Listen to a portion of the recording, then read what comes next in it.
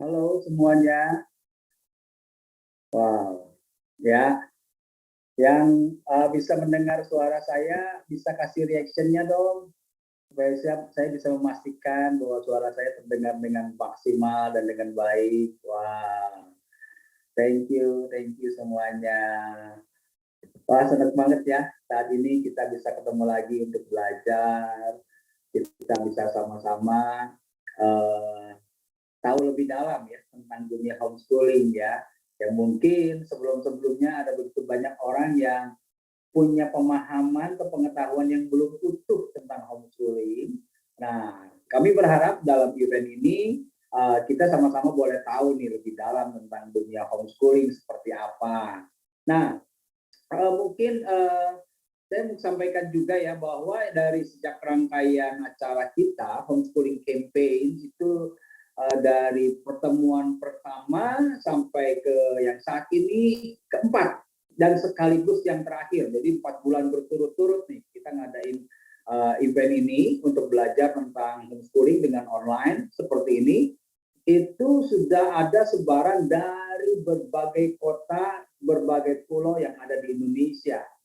Nah, beberapa yang peserta yang sudah sempat bergabung bersama kita dalam kegiatan homeschooling campaign ini udah ada sekitar 67 sampai 70 peserta ya, yang mungkin bisa disampaikan, bisa ditayangkan ada organisasi-organisasi apa saja ya, orang yang ada bersama dengan kita nih.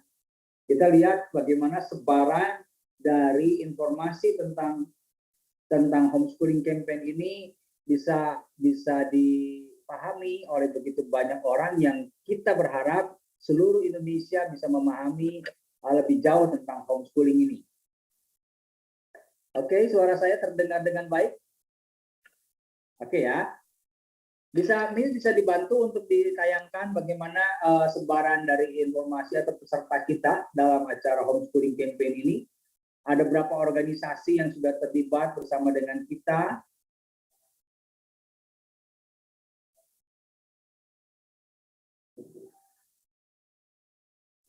Ada dari mulai Sabang sampai Merauke, bersama-sama dengan kita sudah belajar.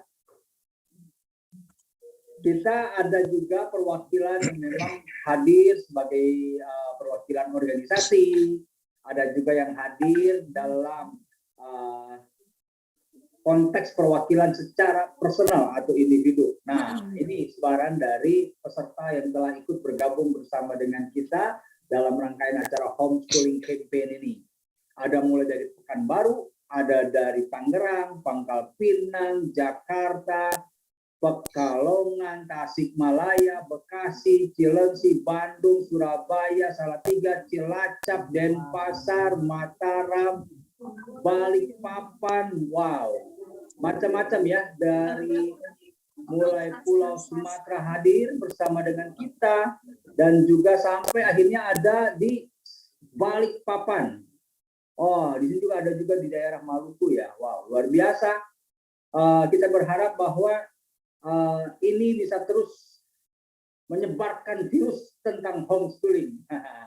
Wah, di mana banyak orang bisa sama-sama tahu dengan apa yang kita kerjakan di dalam kegiatan pendidikan di Indonesia ini. Nah, mungkin bisa tampilkan lagi nih, tadi saya pengen coba lihat organisasi-organisasi yang sudah bergabung, ada berapa organisasi ya yang mewakili peserta yang hadir dalam homeschooling campaign ini. Bisa ditayangkan slide-nya coba, tadi saya lihat ada beberapa organisasi ya. Nah, ini ada beberapa organisasi ya yang sudah bersama dengan kita dari mulai Tafwid Study Center, GPPS, ada GBI, macam-macam lah, ini banyak banget. Coba lihat slide berikutnya, kita lihat hasil akhirnya ada berapa banyak ya. Ada MDC Pangkal Pinang, GPPS Bandung, GCASI, oh luar biasa nih. Ada berapa? Ini terakhir ya, organisasinya ada 39 berarti. Ada 39 organisasi yang tergabung dalam kegiatan homeschooling campaign ini. Luar biasa ya. Terima kasih buat panitia sudah menayangkan organisasi-organisasi yang sudah bergabung bersama dengan kita. Nah, homeschooling campaign ini diselenggarakan oleh Asosiasi Pendidikan Battle Indonesia, ya. Apa sih Asosiasi Pendidikan Bethel Indonesia? Asosiasi Pendidikan Bethel Indonesia atau APB ini yang adalah organisasi atau departemen yang ada di bawah Sinode GBI, yaitu Gereja Bethel Indonesia, di mana ada departemen yang bernama Asosiasi Pendidikan Bethel, dan di dalam Asosiasi Pendidikan Bethel itu ada divisi tentang homeschooling, ya.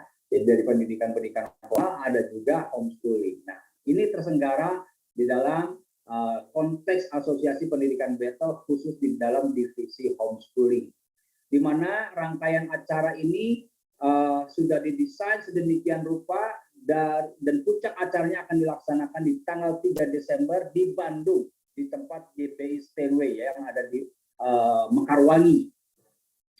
Nah, mungkin sedikit saya coba jelaskan dulu ya tentang apa yang sudah dilalui dalam pertemuan-pertemuan online talk show sebelumnya yang membahas tentang profil lulusan homeschooling. Jadi di situ dibahas dalam pertemuan pertama bagaimana sih lulusan homeschooling, kualitasnya seperti apa, apakah mereka bisa berprestasi di dalam pendidikan selanjutnya di dunia kampus. Ternyata luar biasa.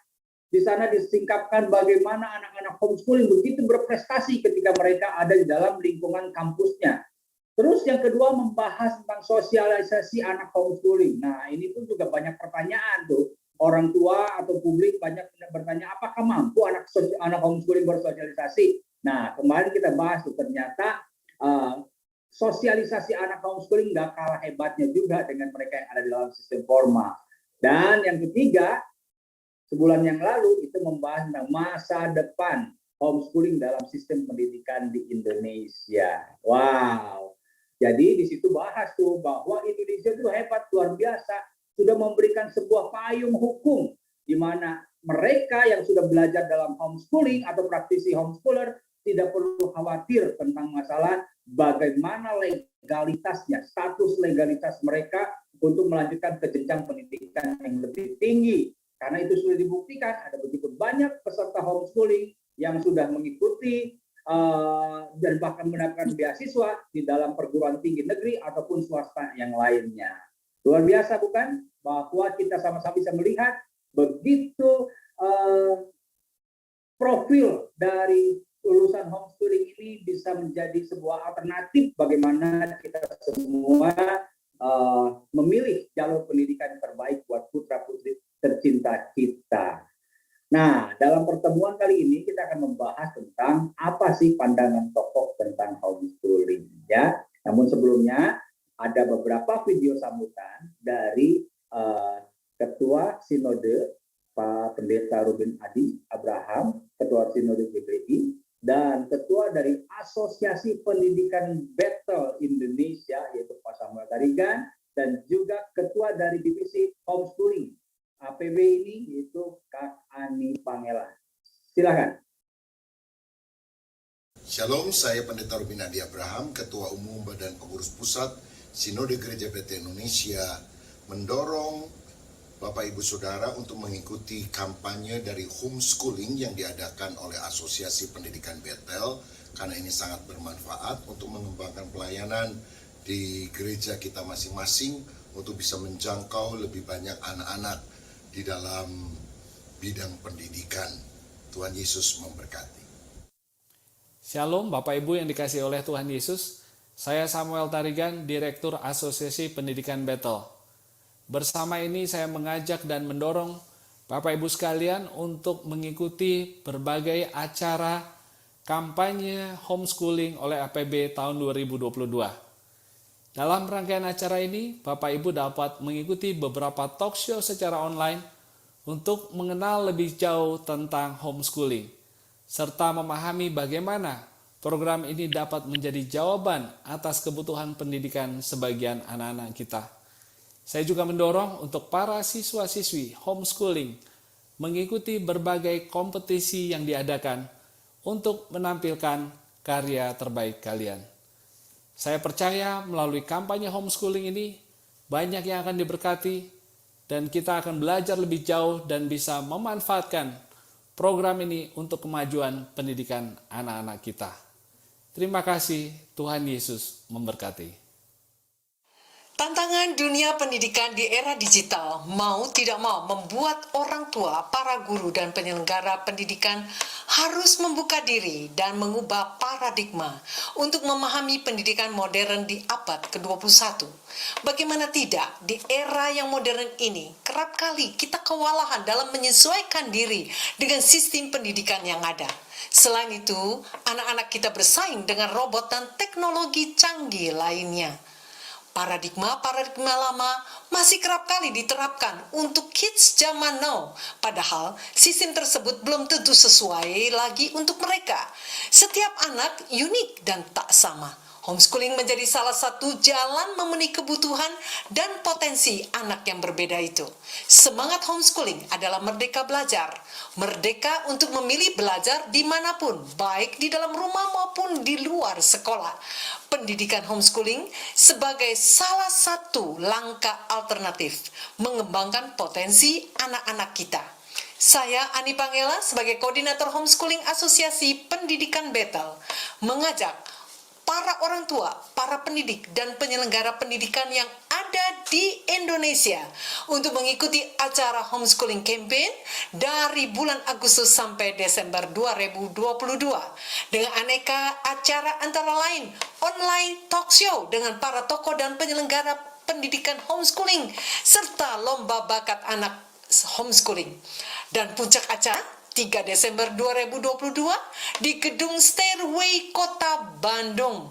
Salam homeschooling, mari kita siapkan anak-anak kita menghadapi tantangan ke depan. Wow, salam homeschooling ya. Jadi kita sama-sama belajar untuk punya sebuah antusias yang menyambut tentang bagaimana eksistensi homeschooling di Indonesia ini. Nah, demikian juga bahwa untuk para homeschooler ada asosiasinya.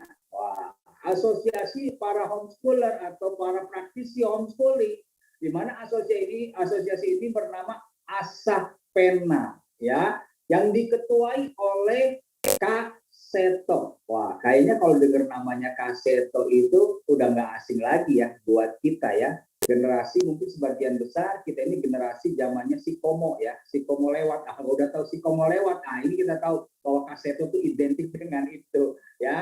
Nah, saat ini kita akan mendengarkan bagaimana sambutan dari Kak Seto tentang kegiatan kita. Kita lihat video berikut. Silakan.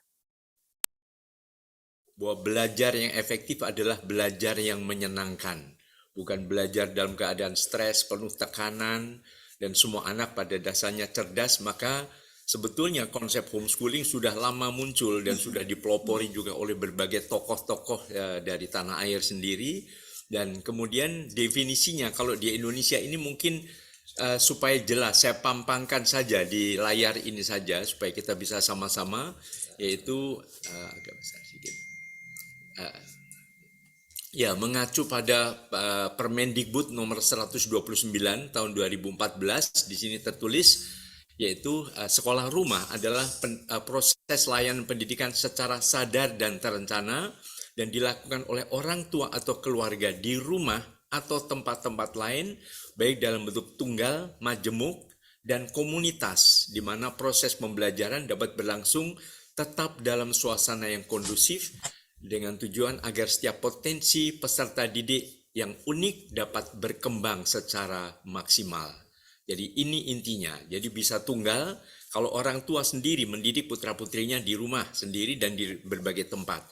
Tapi bisa majemuk, itu kerjasama beberapa keluarga. Kadang-kadang pindah, misalnya saya kerjasama dengan Kak Lovely, dengan Ibu Ani, pindah-pindah tempat-tempat, begitu saling bergantian sehingga anak tetap senang, atau mungkin dalam bentuk komunitas, lalu dalam sebuah lembaga, yaitu lembaga non-formal yang juga sudah mulai muncul. Jadi ini gambaran secara kasarnya mengenai sekolah rumah atau homeschooling yang sudah ditetapkan oleh Kementerian Pendidikan dan Kebudayaan dan Ristek, ya, masih bertumpu atau berpegang pada tahun 2014. Syukur ada perkembangan-perkembangan lainnya, tapi semua adalah tetap demi terciptanya anak-anak merdeka belajar. Yes. Seperti putra-putrinya Kak Lovely yang selalu merdeka belajar dan berkembang dengan sangat baik ya. Ya, Begitu Kak Lovely. jadi menarik ini Kak Seto. Jadi keunikan dari sekolah rumah itu tadi disebutkan pelakunya adalah keluarga ya Kak Seto ya. Ya, inti utamanya adalah justru keluarga. Ya, jadi menerapkan keluarga sebagai pendidik utama dan pertama bagi. Iya, betul. Wow, luar biasa ya. Jadi ini meskipun di komunitas Kak Seto, karena kan ada tuh komunitas sekolah rumah, komunitas homeschooling itu tetap pelaku utamanya keluarga, begitu Kak Seto? Iya. Jadi jangan wah ini sudah komunitas silahkan pergi ke sekolah begitu ya, walaupun itu dalam bentuk non formal, tapi kemudian orang tua lepas tangan juga tidak bisa dibenarkan. Jadi tetap, dan makna pendidikan itu kan bukan sekedar pengajaran kan. Makna pendidikan itu memunculkan sesuatu dari dalam, memunculkan potensi anak-anak. Apakah nanti menjadi Rudi Habibie atau Rudi Salam, Rudi Hartono, Rudi Khairuddin atau Rudi Hadiswarno. Semuanya hebat, semua pada bidangnya masing-masing, begitu. Wow, ya. Lalu siapa sih Kak Seto yang boleh melakukan homeschooling? Ya, semua warga negara Indonesia berhak untuk melaksanakan homeschooling ini, manakala itu adalah justru demi kepentingan terbaik bagi anak. Ya. Jadi nggak bisa dipaksa, ayo sekarang kamu homeschooling saja, itu lebih bagus. Tidak bisa begitu saja dibanding-bandingkan karena masing-masing mempunyai kelebihannya dan juga kalau kemudian suruh homeschooling tapi orang tua sibuk, kemudian juga tidak bisa mendidik dengan penuh kasih sayang, dengan kekuatan cinta, hanya terus membentak-bentak, marah-marah, ya akhirnya anak-anak fight atau flight gitu. Akhirnya berani melawan atau menentang atau malah kabur. Nah, ini yang tentu tidak for the best interest of the child, tidak demi kepentingan terbaik bagi putra-putri kita semua. Wow, ya video sudah memberikan gambaran ya tentang apa sih homeschooling, bagaimana eksistensi homeschooling, dan ini menjadi sebuah pengertian yang harus kita sama-sama bangun, di mana kita mau ada sebuah hasil pendidikan atau produk yang memberikan kondisi di mana anak-anak ini menjadi manusia yang utuh, gitu ya. Nah, dalam kesempatan ini kita akan belajar dari seorang tokoh yang luar biasa. Saya suka pantau juga, saya suka perhatikan juga bagaimana sosial medianya di YouTube. Tokoh ini sangat aktif dalam memberikan sebuah edukasi ya dalam konteks pendidikan non formal tentunya, yaitu di mana Dr. Andes Fauzi Eko Prayono MPD sebagai Kapokja Inovasi dan Transformasi Direktorat Pendidikan Masyarakat dan Pendidikan Khusus. Jadi kalau Kapokja itu apa? Kepala kelompok kerja ya. Nah, dan ini kita akan sama-sama belajar nih dari sudut pandang tokoh yang sudah bergelut sekian lama dalam konteks pendidikan non formal. Bagaimana sih melihat tentang eksistensi homeschooling ini? Waktu dan tempat kita akan persilakan Pak Dr. Andes Fauzi Eko Prayono, MPD. Silakan Pak Fauzi. Terima kasih. Selamat siang, salam sejahtera untuk kita semuanya. Pak Sandi dan Bapak Ibu semuanya, mudah-mudahan pada siang hari ini kita diberikan kesehatan dan sehingga kita bisa bertemu pada ruangan yang sangat berbahagia ini. Bapak Ibu sekalian, pada kesempatan kali ini saya akan memberikan pandangan dari sisi saya memahami berbagai regulasi tentang pendidikan sekolah rumah.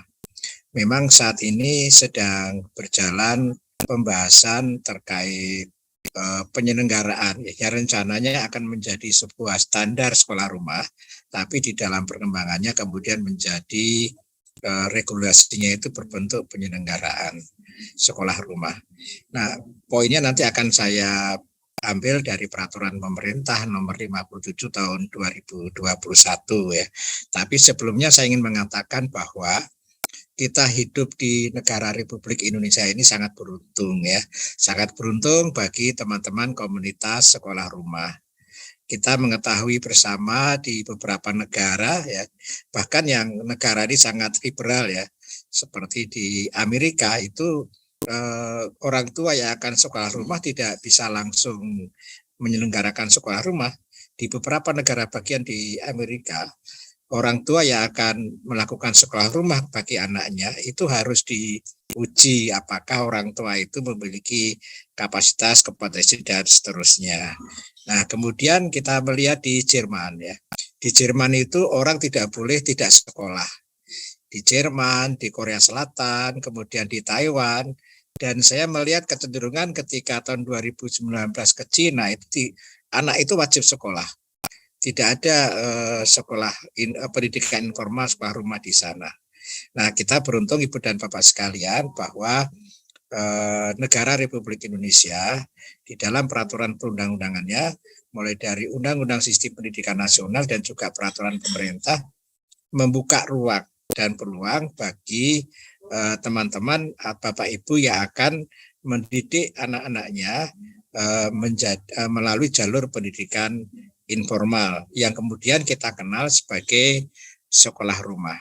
Nah, memang seperti yang dikatakan Kak Seto tadi bahwa sekolah rumah masih berdasarkan pada regulasi Permendikbud nomor 129 tahun 2014 ya. Tapi sekarang sudah ada perkembangan. Mohon izin saya bisa menyampaikan share screen ya. Paparan ya. Saya tidak membuat paparan karena poinnya itu dari PP ini ya, dari peraturan pemerintah ini, peraturan pemerintah nomor 57 tahun 2021 Ibu dan Bapak sekalian.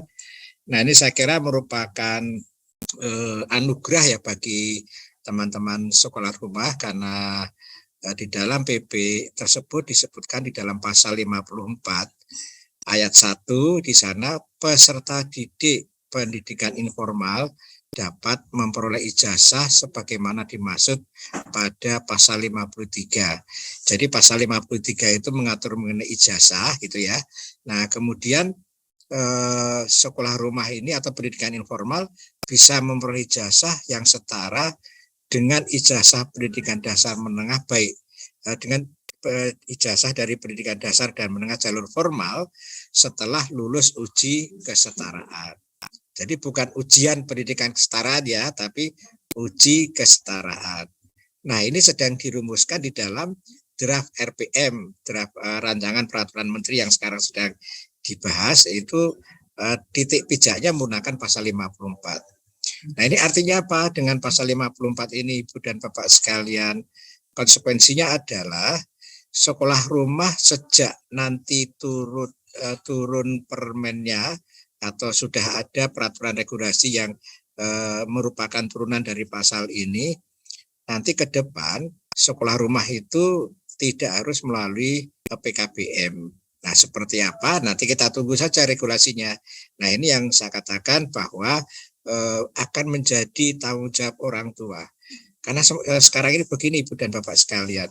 Kalau kita melihat ya betul tadi yang dikatakan Kak Seto ya bahwa orang tua harus tetap memiliki tanggung jawab.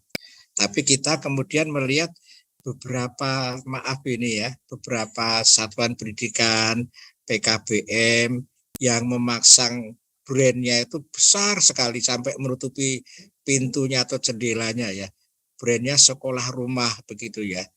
Nah, ini sebenarnya agak kurang pas ya karena akan orang tua itu menitipkan anak ke PKBM kecuali ada kolaborasi kerjasama antara orang tua dengan PKBM. Walaupun PKBM-nya itu brandnya sekolah rumah ya. Nah, ke depan Bapak Ibu sekalian kita akan mengedepankan bagaimana orang tua itulah yang mendidik anaknya.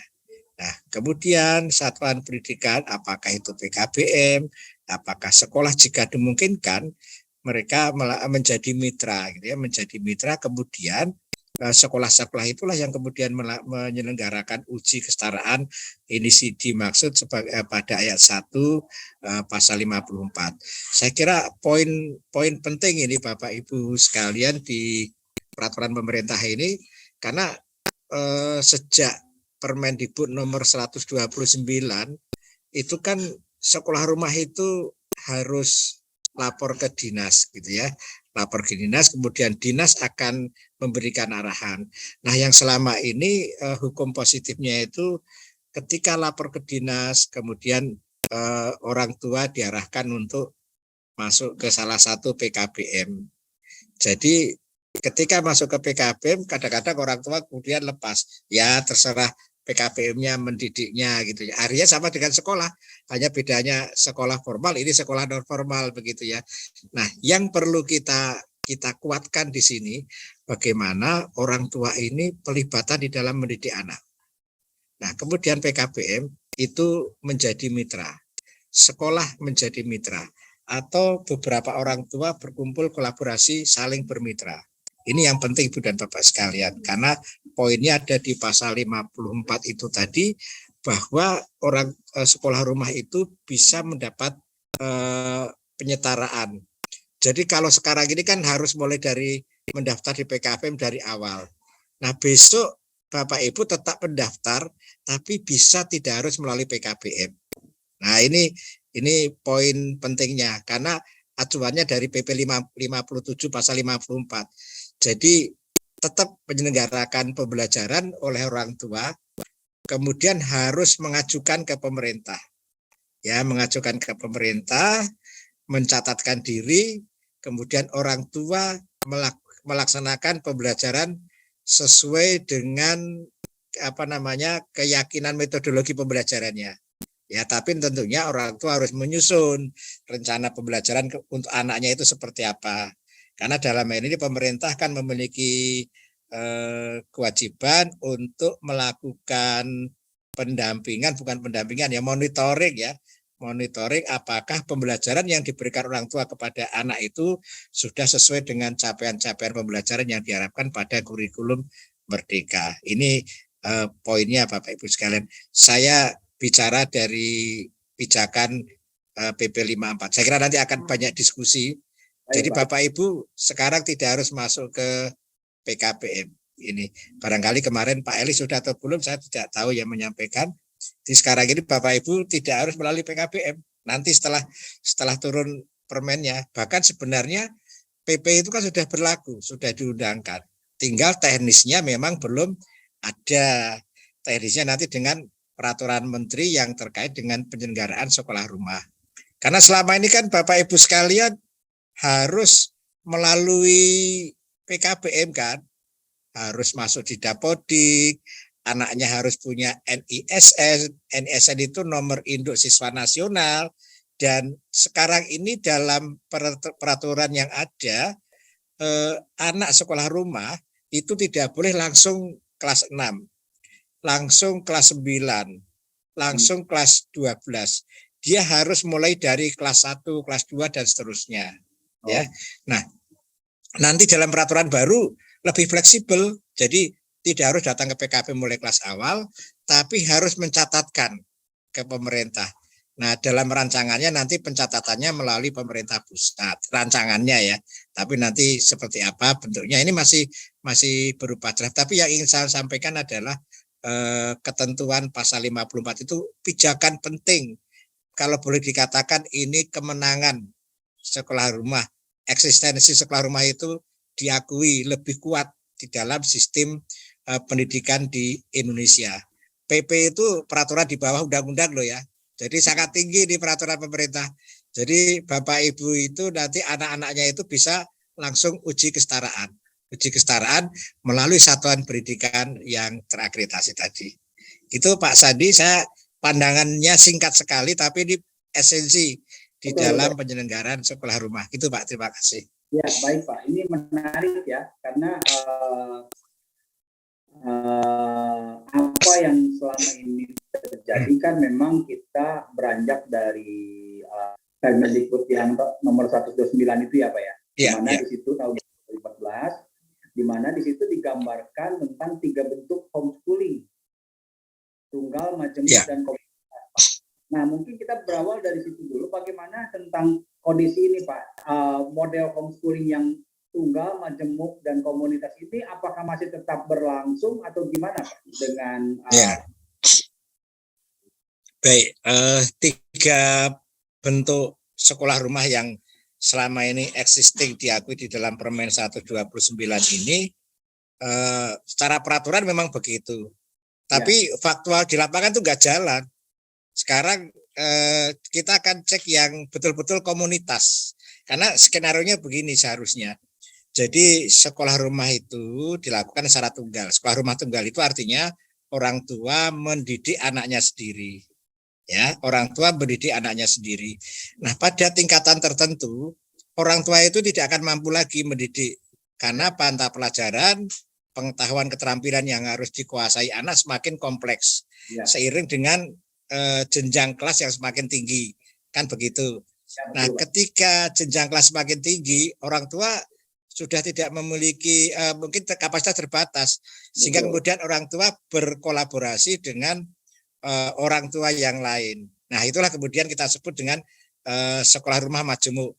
Sekolah rumah majemuk itu adalah sekolah rumah kumpulan dari orang tua yang memiliki anak sekolah rumah. Ya, memiliki anak sekolah rumah.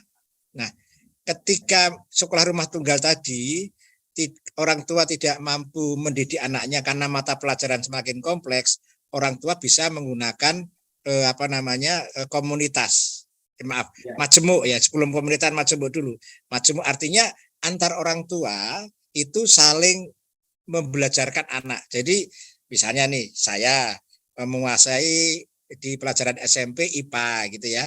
Pak Sandi mata pelajaran bahasa Inggris. Nah, sehingga dalam satu kelompok itu, kumpulan sekolah-sekolah rumah itu, guru pendidiknya itu dari orang tua yang saling mengajar anak-anak mereka. Itu namanya sekolah rumah majemuk. Nah, seperti ini kita pertanyakan pada diri kita masing-masing, sekolah rumah ini jalan tidak pada tataran ini gitu ya. Ini jalan tidak, kan kadang-kadang kita itu pada satu tingkatan norma iya, tapi kenyataan di lapangan kadang-kadang ini nggak jalan gitu ya. Hanya sekedar label ada sekolah rumah tunggal, ada sekolah rumah majemuk. Nah, kemudian pemahaman komunitas juga ini salah kaprah. Karena menganggap yang tergabung dalam PKBM itu komunitas. Itu bukan komunitas, itu satuan pendidikan. Komunitas itu kalau konsepnya Bu Ela dulu ya. Jadi sekolah rumah majemuk itu kumpulan dari tunggal. Jadi sekolah rumah tunggal kumpul menjadi majemuk, saling berbagi.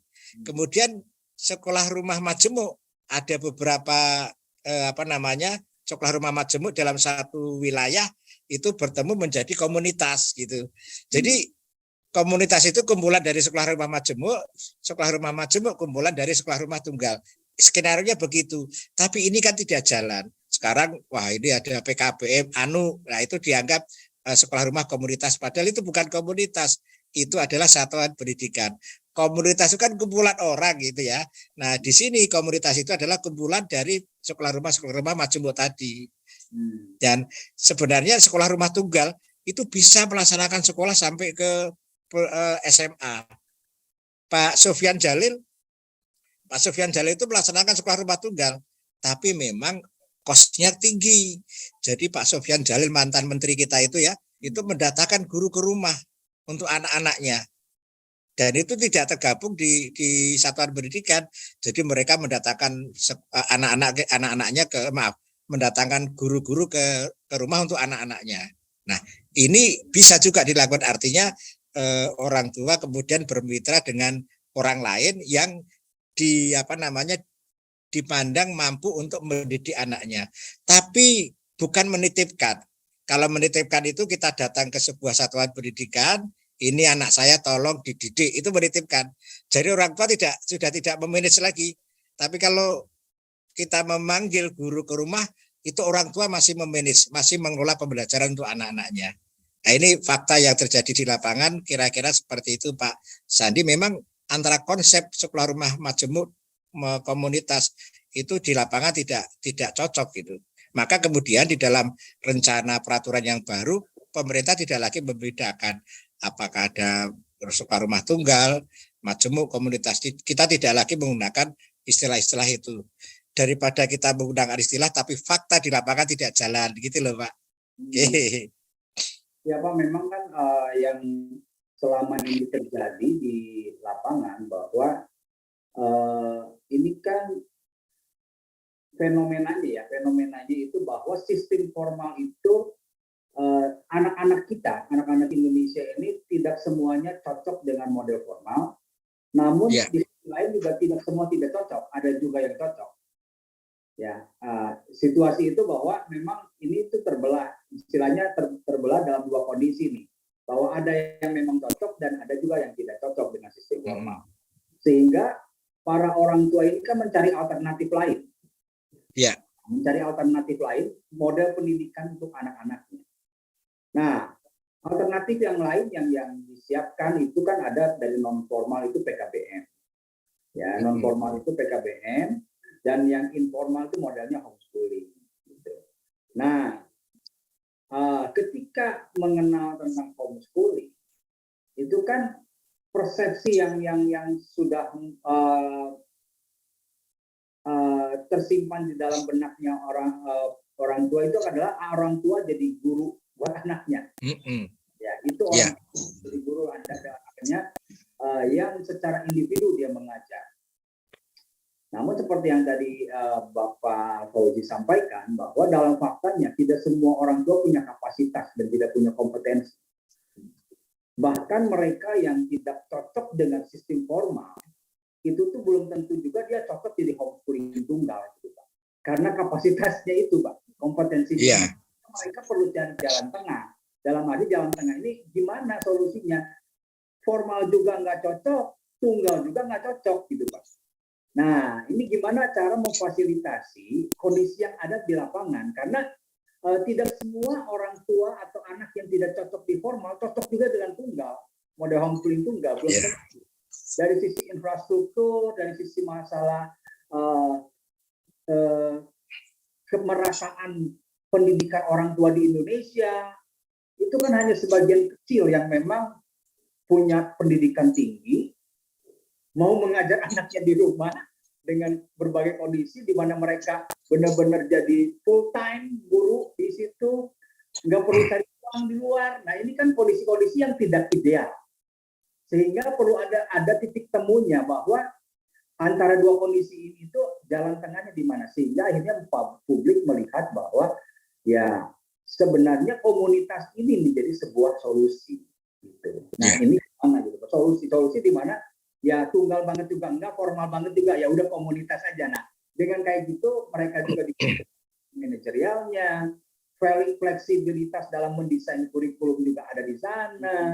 Sementara status legalitas kelulusan juga tetap bisa dicapai. Nah, ketika ini tidak diadakan lagi, mungkin perlu ada sebuah kepastian bahwa kondisi yang tadi itu terakomodasi dengan maksimal. Ya, jadi begini, ketika istilah tunggal, majemuk, dan komunitas itu tidak ada di rencana peraturan menteri, itu bukan berarti tidak boleh. Bukan berarti pola itu tidak boleh. Bukan berarti pola itu dilarang, tidak. Artinya itu boleh kita lakukan untuk menyelenggarakan sekolah rumah ketika orang tua tidak mampu mengelola sendiri, bahkan mengajar sendiri. Jadi kan nanti ada orang tua itu mampu mengajar sendiri pada tingkatan jenjang tertentu, dia pasti mungkin akan bisa mengajar. Tapi pada tingkatan tertentu orang tua bisa mengelola sendiri. Nah, ketika orang tua itu tidak bisa mengelola sendiri dari awal, ya ini yang menjadi rawan itu di sini, yang menjadi rawan bagi anak, karena kemungkinan besar anak akan tidak terpenuhi hak dasar pendidikannya, karena ketidaktahuan mengenai orang tua dalam mengelola kegiatan pendidikan sekolah rumah, penyelenggaraan sekolah rumah. Nah, inilah kemudian pentingnya adanya komunitas tadi, jejaring kemitraan gitu ya. Kalau di dalam peraturan menteri yang baru kita sebut dengan kemitraan, karena kita ingin meninggalkan adanya pengkotak-kotaan sekolah rumah tunggal, sekolah rumah majemuk, dan sekolah rumah komunitas. Nah, kita ingin yang penting itu sekolah rumah itu orang tua bisa menyelenggarakan dan anak terpenuhi hak pendidikannya secara bertanggung jawab, ya, secara bertanggung jawab. Nah, kemudian orang tua ini bisa melakukan kerjasama dengan orang tua lain yang mungkin itu disebut sebagai majemuk, ya, sebagai majemuk. Ya, itu kalau di dalam rancangan peraturan kita sebut melakukan kemitraan. Kemitraan itu bisa dengan siapapun, tidak harus majemuk ya. Karena majemuk itu kan hanya kumpulan orang tua yang melakukan sekolah rumah. Tapi kalau kemitraan itu bisa dengan pihak lain yang dia orang tuanya itu belum tentu sekolah rumah. Jadi bisa meminta bantuan kepada siapapun yang mau membantu orang tua yang punya anak sekolah rumah, atau kita sebut dengan pesekolah rumah. Jadi pesekolah rumah itu bisa anak yang sekolah rumah, bisa orang tuanya. Jadi orang tua yang pesekolah rumah itu bisa membantu orang lain, bisa meminta bantuan orang lain, bisa meminta bantuan orang lain. Kalau majemuk kan semuanya kumpulan sekolah rumah gitu ya. Jadi ini lebih cair gitu Pak Sandi, berbeda dengan konsep majemuk. Kalau majemuk itu sekolah rumah kumpul. Tapi kalau ini bisa cair di luar pesekolah rumah bisa gitu Pak Sandi. Betul. Itu maksudnya. Nah, itu Pak tentang mitra itu orang lain atau pihak lain Pak? Bagaimana Pak? Itu bisa dalam konteks lembaga ya Pak ya? Yang jadi mitra. Ya, mitra itu bisa orang, bisa lembaga. Oke, ya. Nah, berarti jadi orang tua itu diberi ruang untuk akhirnya menentukan bermitra dengan pihak siapa saja gitu ya Pak? Betul. Dan itu tetap istilahnya secara undang-undang terlindungi ya Pak ya? Iya. Nah, jadi sekarang itu sekolah rumah terlindungi untuk melakukan sekolah rumah yang tidak seperti yang sekarang ini jalan. Karena pijakannya adalah PP 54 ayat 1 untuk memperoleh ijazah gitu ya. Ya. Oke, nah betul. Itu kan jadi dilematis di lapangan selama ini kan mereka mau masuk kampus harus ada nomor NISN segala macamnya. Yang mau nggak mau kan harus mengindukkan ke PKBN. Ya, nanti akan diatur seperti apa mekanismenya. Karena kan memang masuk ke perguruan tinggi harus pakai nomor induk siswa nasional. Nah, ini nanti akan diatur seperti apa mekanismenya. Apakah masih seperti sekarang? Nanti kita belum tahu karena kan rancangan permennya belum keluar, Pak. Yang saya bicarakan adalah pada tataran PP dulu, PP 57 tahun 2021 di pasal 54. Ya. Paling tidak kan dengan begini kami para praktisi homeschooling plong gitu ya. Ada sebuah keseriusan gitu bahwa nasib oleh negara gitu ya, bahwa PP itu nggak main-main loh, di bawah undang-undang loh. PP itu ayat 1-3 di bawah undang-undang gitu kan. Baik Pak. Nah ini Pak mengenai Bapak sempat sampaikan tentang ini Pak yang di pasal 27 pasal 54 nomor 57 itu ya. Undang-Undang PP 57 pasal 54 yang uji kesetaraan Pak. Uji kesetaraan. Jadi memang betul saya setuju sekali Pak bahwa homeschooling ini ketika tidak ada uji kesetaraan ini akan menjadi sangat variatif dan jadi bola liar. Jadi nggak tahu kemana saja bisa mereka berlari kemana. Nah tentu kan perlu ada uji kesetaraan yang istilahnya di mana kesetaraan ini tidak keluar dari pakem atau yang istilahnya yang negara mau sampaikan gitu ya dimiliki oleh siapanya. Nah uji kesetaraan ini bentuknya gimana Pak dan prosesnya gimana ya? Ya kita secara teknis saya belum bisa menyampaikan karena kan belum ada peraturan menterinya gitu kan. Yang kedua nanti kan perlu ada turunan lagi di bawah peraturan menteri seperti apa panduan. Tapi kalau kita melihat di pasal 54 ayat 1 kemudian diturunkan ke juga kita baca di ayat 2 itu kan uji kesetaraan itu dilakukan oleh satuan pendidikan bisa formal bisa non formal Jadi nanti Bapak Ibu bisa uji kesetaraan. Jadi uji kesetaraan itu bukan ujian pendidikan kesetaraan, beda ya. Jadi untuk menguji apakah capaian pembelajaran yang sudah diperoleh dalam pembelajaran anak sekolah rumah itu kemampuannya sudah setara dengan lulusan pendidikan formal. Nah, pelaksanaan uji kesetaraannya itu bisa di pendidikan non formal, bisa di pendidikan formal gitu ya. Nah, bisa di PKP, bisa di sekolah. Nah, kita nanti lihat turunannya. Nah, kemudian nanti pasti akan ada pencatatan oleh pemerintah. Nah, pencatatannya itu kan diatur di dalam peraturan menteri. Saya belum bisa menyampaikan karena peraturan menterinya belum keluar. Saat ini baru uji publik itu Pak Sandi. Tapi ruangnya yang jelas ada. Gitu. Yes. Baik Pak, senang sekali bisa dengarnya ya Pak ya, bahwa depan akan dipersiapkan tentang hal tersebut. Nah, mungkin kita punya waktu sisa nih untuk para peserta yang saat ini hadir ya, yang mau bertanya boleh disampaikan juga, mungkin pertanyaannya seperti apa, mumpung ada ahlinya yang akan memberikan kita sebuah pandangan bagaimana sih nasib para homeschooler ini di Indonesia ini seperti apa. Silakan. Boleh langsung ya, lebih baik kalau misalnya bisa sampaikan pertanyaan secara langsung itu lebih baik ya. Silakan. Bisa open mic, open cam untuk yang mau bertanya. Berarti Pak, untuk sementara ini karena peraturan menterinya belum keluar, masih tetap melakukan proses di mana setiap homeschooler ini untuk diakui secara legalitas masuk ke PKBM atau formal itu ya Pak? Iya.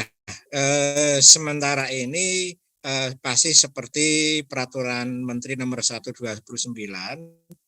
dan juga ketentuan bahwa peserta didik untuk mendapatkan syarat mendapatkan ijazah kan harus melalui proses pendidikan formal atau non formal. Ya. Jadi informal belum bisa. Karena informal itu kan baru diatur di PP 57 tahun 2021 pasal 54, tapi turunannya kan belum ada.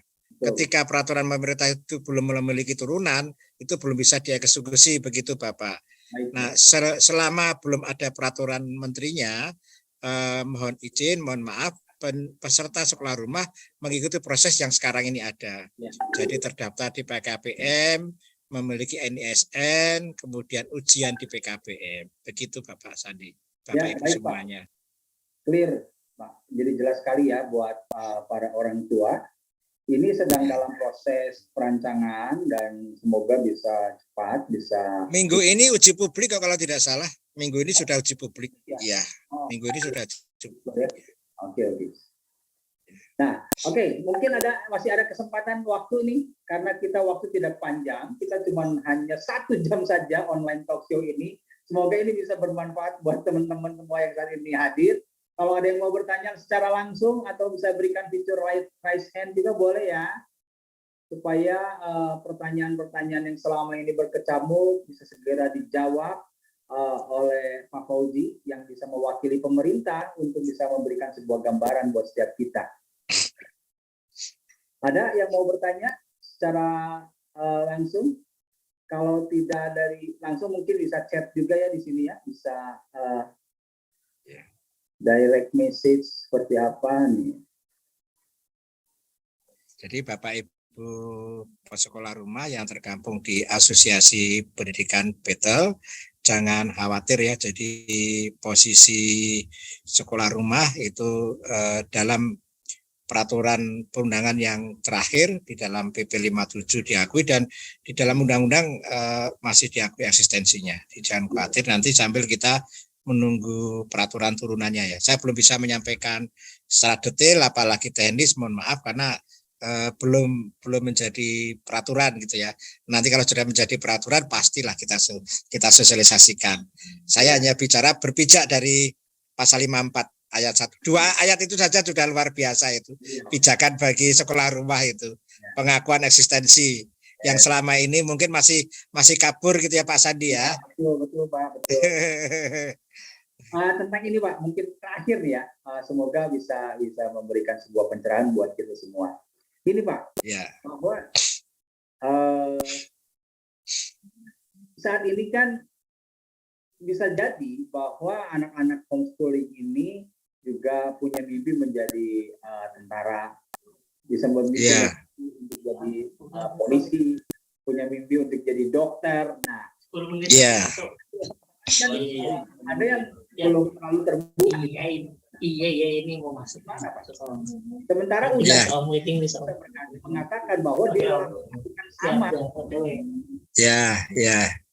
Ya, paham ini. Jadi begini, kalau untuk dokter, arsitek, insinyur itu sekolah rumah terbuka ruangnya, karena kan tergantung nanti mata pelajaran pilihan kalau di kurikulum Merdeka ya apa yang dipilih. Tapi mohon maaf, kalau untuk menjadi tentara, menjadi polisi, memang sekarang masih tertutup gitu ya, tertutup. Itu Kak Seto juga sudah pernah itu sampai ke Kapolri ya, memperjuangkan kesetaraan bisa masuk Polri ya. Jadi kenapa? Karena mungkin memandang karena proses pendidikannya itu kan kita berbeda dengan sekolah gitu ya. Jadi sementara ini mohon maaf untuk masuk ke Taruna ya, maksud saya Taruna itu masih belum bisa baik di Polri maupun di Angkatan Darat, TNI. Begitu Pak Sandi. Belum tahu juga ya Pak. Ya, jadi kalau saya pakai strategi begini, di SD sekolah rumah, SMP-nya sekolah rumah. Nanti ketika masuk jenjang SMA, masuk SMA. Karena syarat masuk Taruna itu harus SMA, ya jangan nekat gitu ya. Kalau seperti kita kan di tol kan tidak boleh kendaraan roda 2 masuk kan. Kan kita tahu kalau di tol tidak boleh kendaraan roda 2, roda 3 masuk. Kan kita nggak mungkin nekat kan. Nah begitu juga masuk di Taruna, Akpol, kemudian Akmil dan seterusnya kan selain lulusan SMA tidak bisa. Ya kita jangan nekat gitu ya. Nah ketika kita nekat nanti akan kecewa gitu kan gitu. Jadi kalau anak itu punya cita-cita menjadi tentara, menjadi polisi, ya arahkan kemudian masuk ke sekolah. Paket C saja tidak bisa Pak Sandi. Begitu Pak Sandi. Ya, cuma 2 itu ya Pak ya berarti ya yang memang. Iya. Itu gimana Pak? Gimana Pak? Kalau untuk kayak IPDN, kalau di Bandung tuh apa ya, ada IPDN? Oh IPDN juga belum bisa. Ya belum bisa ya. Setahu saya belum bisa IPDN ya. Memang ke paket C pun juga agak tertutup ya.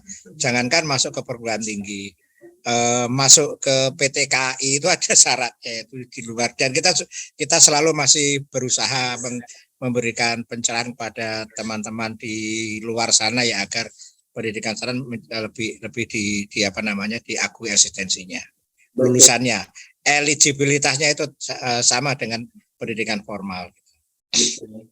Ya, hanya kalau di Polri, di Angkatan kita memang mengakui karena kan didikan sehari-harinya agak beda dengan sekolah gitu ya Pak Sandi ya. Saya kira kita paham semua gitu ya.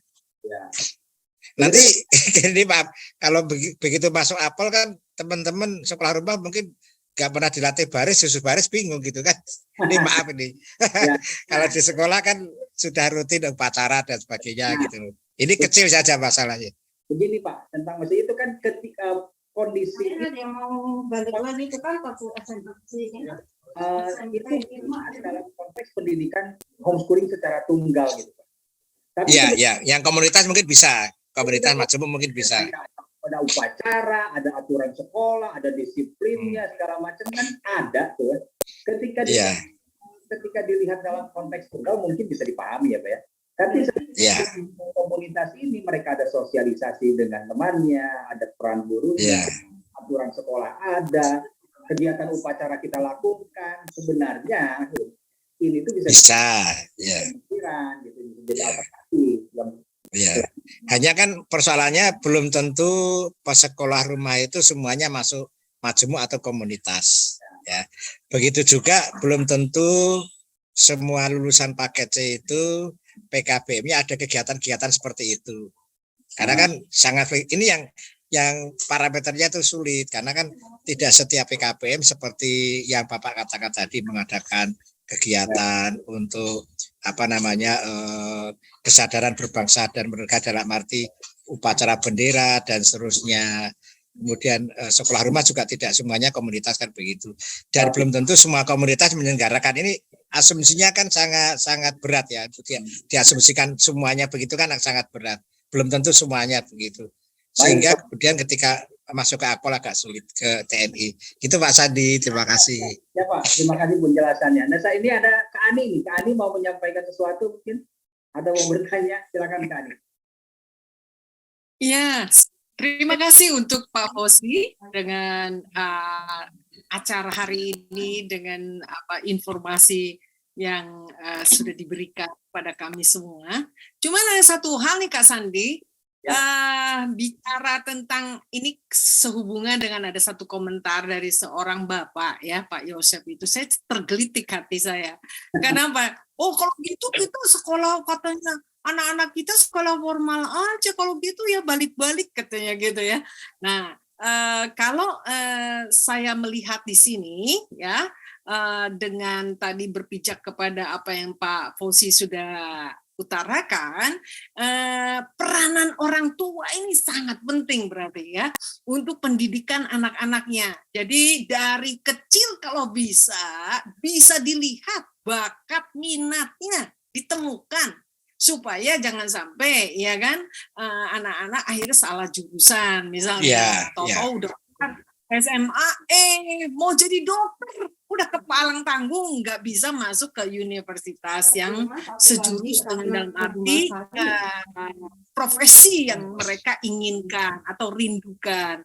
Jadi kalau saya lihat saya sendiri Pak Fosi dan Bapak Ibu teman-teman yang ada di sini Kak Sandi, saya contohkan kepada cucu kami nah ini ya dari kecil ditemukan ya oleh orang tua mereka yaitu anak saya dan menantu udah mengobservasi dan bahkan mereka selalu berbincang-bincang dengan anak-anak mereka usia yang satu 11 tahun yang satu 8 tahun mereka sekolah rumah nih tunggal nih. Nah jadi yang luar biasa, saya sangat salut dan kepada anak saya menantu luar biasa. Mereka menemukan, nah ini bakat minat anak sejak dini, mengarahkan mereka. Nah ini penting nih. Jadi kedepannya memang dengan homeschooling yang dimaksud, orang tua harus diperlengkapi. Orang tua harus memiliki dalam arti satu kemampuan juga ya di dalam mengajar anak-anak mereka. Jangan sampai juga orang tua nggak punya waktu, ya kan? Kalau kemudian asal sekedarnya ya Pak Fauzi ya, sekedarnya mendidik anak, maaf nih anaknya nggak tahu jadi apa gitu kan? Kita tentu sedih kalau melihat hal itu ya, orang tua seadanya, mbaknya yang disuruh ngajar gitu. Yang penting memang value tentu harus diajarkan, value kebenaran ya, manners dan sebagainya, tetapi satu sisi ilmu pengetahuan tadi menuju kepada mendukung daripada minat bakat anak-anak supaya menjadi profesional di tengah-tengah dunia yang nanti muncul nih para robot ya Kak Sandi, betul kan ya? Ini kan saingan mereka yaitu kecerdasan artifisial yang ada di tengah-tengah mereka. Nah ini kasihan anak-anak kalau dari sekarang tidak diarahkan. Oleh sebab itu penting ya peranan orang tua sekali lagi dalam hal mendidik anak-anak ini. Betul nggak Kak Sandi? Betul, jadi memang tadi dipahami misalnya anak-anak ini punya cita-cita yang kuat atau punya kapasitas untuk jadi ASN, tentara, polisi. Jadi kalaupun mau homeschooling sampai SMP apa ya, SMA-nya paling siasati begitu ya. Ketika orang tua ketika SMA harus sudah punya keputusan gitu. Mau kemana jadi apa. Saya mau izin boleh menayangkan sukses story teman-teman sekolah rumah yang sukses ya. Boleh ya.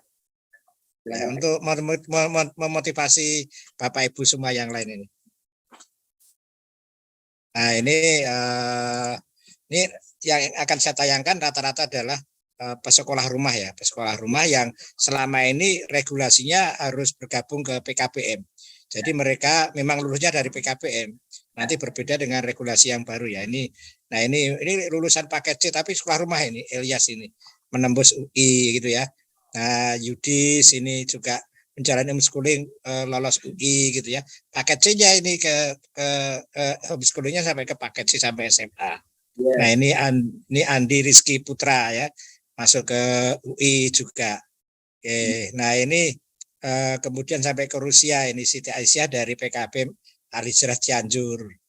Nah, kemudian ada Tena Florencia dari PKB Manugerah Bangsa, kemudian ada Andi Raihan dari Mamuju yang bisa sampai ke luar negeri ini ya, tadi Rusia, ini ke China, ke Cina dan di India.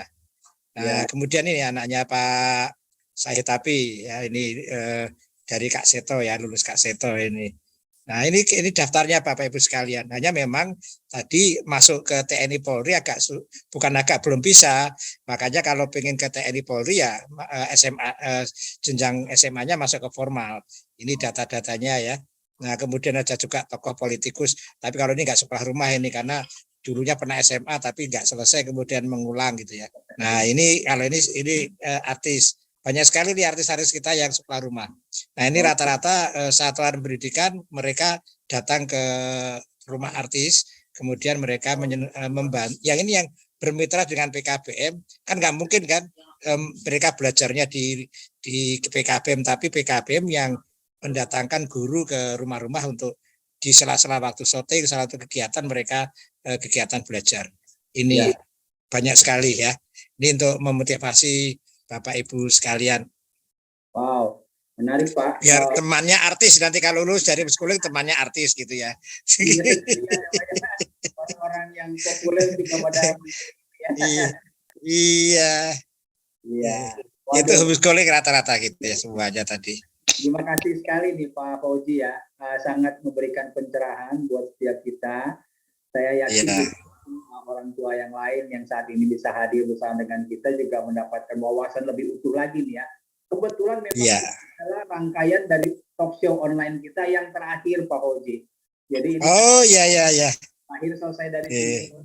Kita tinggal hanya menunggu untuk acara gebyarnya, celebration-nya tanggal 3 Desember nanti.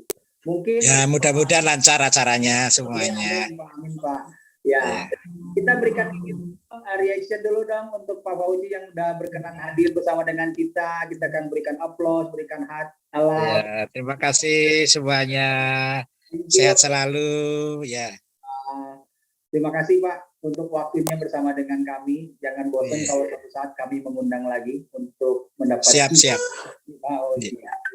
Iya, siap.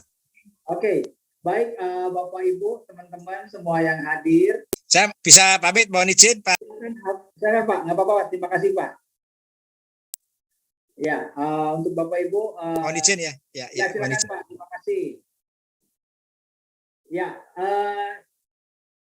demikian akhir dari rangkaian talk show kita, ya, online talk show kita dari 4 bulan terakhir ini, bahwa kita membahas tentang hal-hal yang mungkin jadi banyak pertanyaan dari publik tentang seputar homeschooling.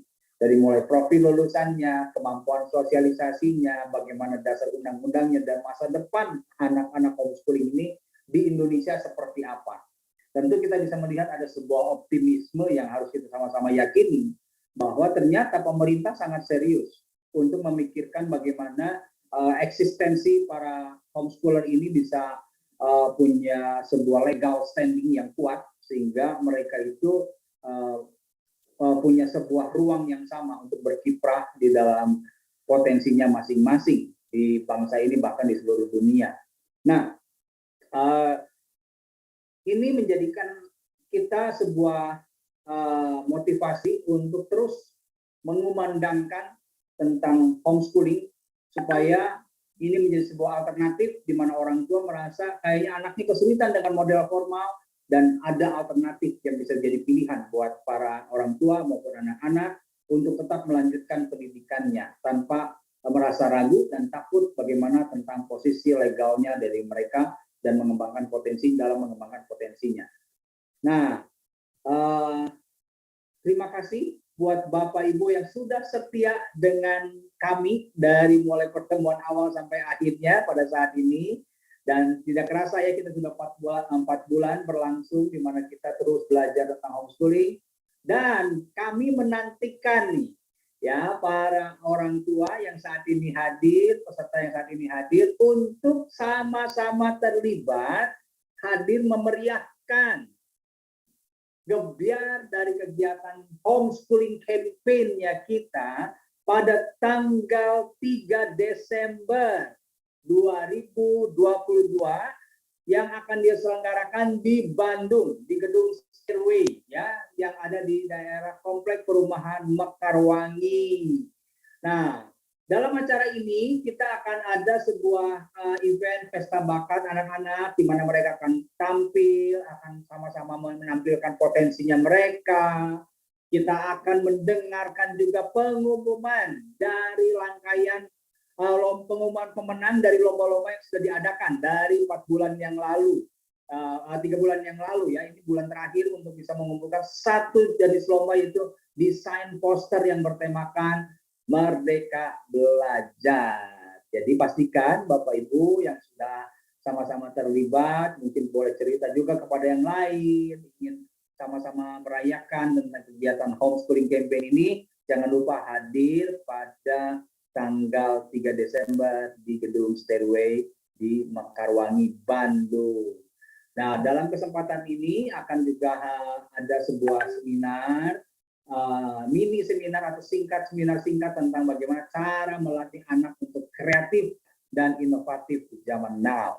Ya, kami mengundang dan menantikan Bapak Ibu untuk sama-sama tergabung di dalam event ini, karena tinggal ini nih yang kita sama-sama akan hadiri di dalam rangkaian campaign ini, sambil mengajak bagi Bapak Ibu yang punya anak SMP dan SMA yang belum mengikuti lomba desain poster tentang tema Merdeka Belajar, boleh segera mendaftarkan, ya, ke panitia yang telah menghubungi Bapak untuk sama-sama hadir di dalam event ini. Mungkin itu saja pengumumannya. Mohon maaf kami terlambat 7 menit untuk acara kita siang hari ini. Silakan panitia. Ya, kita foto bersama, Kak. Ya, silakan. Kita foto bersama. Oke. Silakan dibuka ya mungkin videonya, Bapak Ibu. Kita akan foto bersama.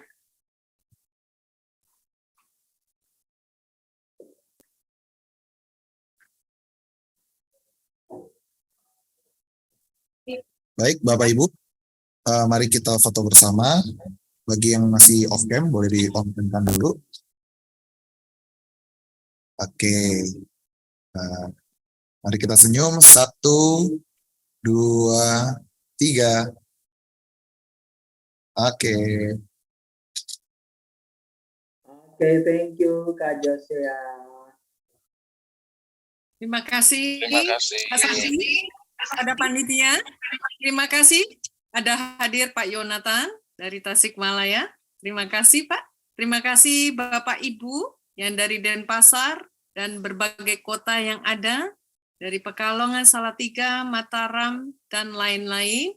Ya, terima kasih yang dari Bali, Precious Child. Terima kasih ya. Sampai ketemu. Ya. Salam counseling. Sampai ketemu juga nanti tanggal 3 Desember ya semuanya. Oh iya, 3 Desember kita ketemu di Bandung. Oke. Kita stop ya. Kita lihat ya. Oh. Thank you semuanya untuk kerja keras.